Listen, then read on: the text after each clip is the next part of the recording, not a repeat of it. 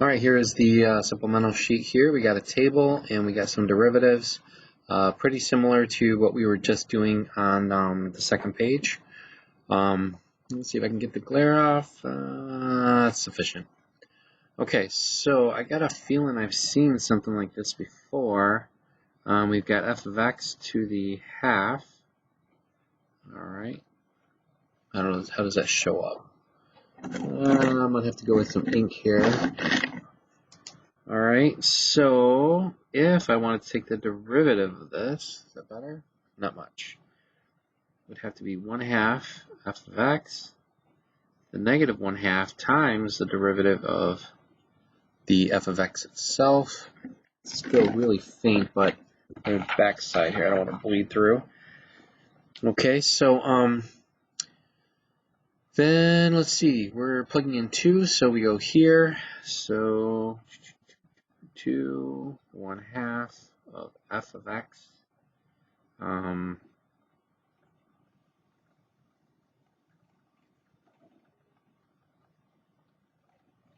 Okay, so I can squeeze that in there.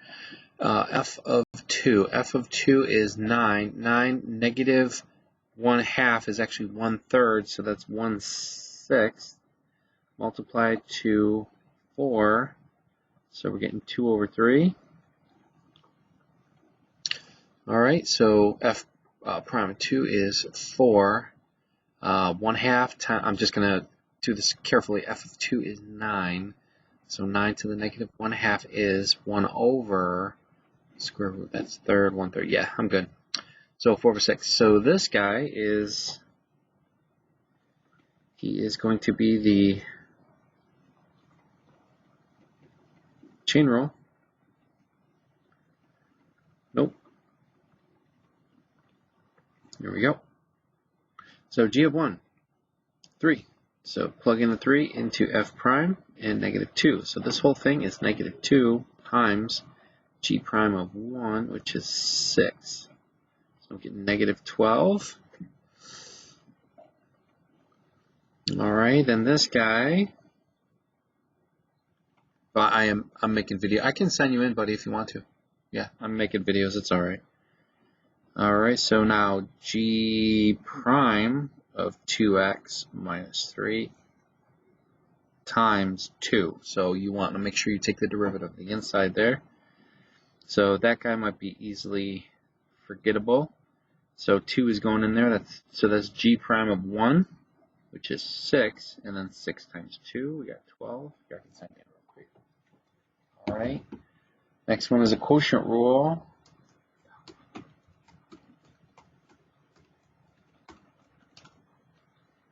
There you go. All right, quotient rule looks like this. They didn't do anything here, anything special. I haven't had any coffee yet, actually, so if you're wondering why I'm talking a little sluggishly, it's because I'm not quite my chipper self, you know. All right, we're plugging in 3 for everything. So f prime negative 2. To do 3 goes into g, so that's 7 minus f prime of, if I said f prime, I meant normal, that's 5. This goes into the g prime, it's negative 1, all over. We're going to 3 into g, 7, 49. So we got negative 14 plus 5 over 49. I'm getting negative 9 over 49, which is, that's it. Can't go any further. Nope, 3 won't go into either of those. So that's it. All right, so now we're getting into the fun stuff here. And this is just straight up differentiation. So now we take the derivative of ln, which is just 1 over that thing, times 1/2 3x, so the negative 1/2 times 3. Okay, so the ln is just 1 over that thing. This guy, I rewrote him as 1/2, so he goes to the front, and he's going to drop a degree. times 3. So the way this would look like, you'd have 3 on the top, and then you've got a 2 on the bottom, but you have 3x times radical 3x. So that's basically squared, so you've got 3x. 2 times 3x is 6x. So this guy is 1 over 2x. Okay, I will check the answer key to verify that, but the general vibes is that this guy is good. Okay, so 1 over 2x. All right, ln, no problem. It's always 1 over the thing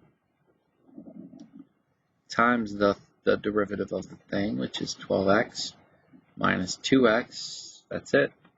And then that can just go over the top. And you know what? I'm gonna take actually an x and a 2 out, and I'll get a 6x minus 1 over 4x to the third minus x squared plus 2. There's no way that that is going to be factorable because we're missing an x. Nope, I don't see it. There might be a secret, not a secret, but a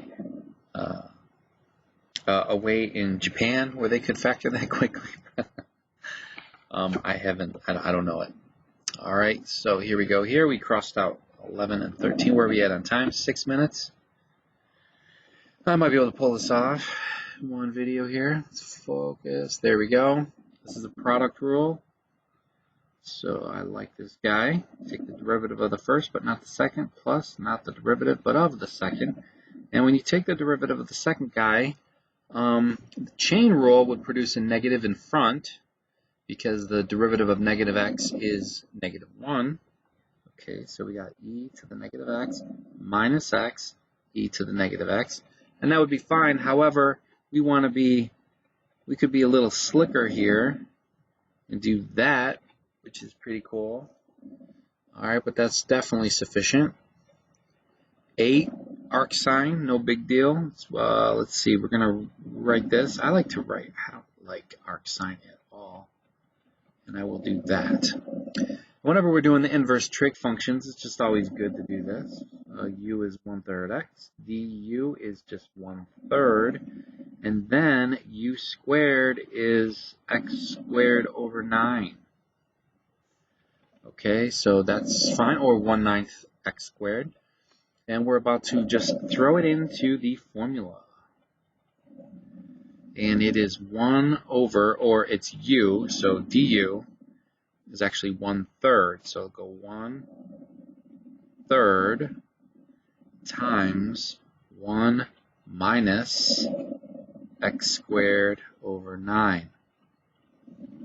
Okay, now I know that there are some algebraic tricks you could do here, because you do have the difference of 2 squared. No, I could multiply by a conjugate, but man, that just doesn't seem right. I'm going to leave it. I'll make sure that your test doesn't have anything where this is simplified even further, because I don't see the necessity of that. But lately I've seen somebody like fix some stuff when it's like that. I'm not worried about it. Okay, so here we got y prime is going to be the ln of 5 times 5 sine of x. But then don't forget to multiply by the derivative of sine via the chain rule. So that would be cosine. So this guy is, man, doesn't matter what order we put these guys in. I guess we'll just wrap these in parentheses. And honestly, I don't know why. I just feel like that should go to the front. Maybe because the exponent should be last. I don't know. Or the term with an exponent should be last. But I guess it just looks better like this. I don't know. But that would have been sufficient. Okay. And number 10. Let's see. We got the log base 3. Okay. So let me see if I can remember this one. The log, it's 1 over the ln of 3, the base, times the thing, and then multiply by the derivative of the thing. So that's 4x minus 5. So then that would be 4x minus 5. These are great AP questions, by the way. And I can't see any breakdown here, so this guy's good.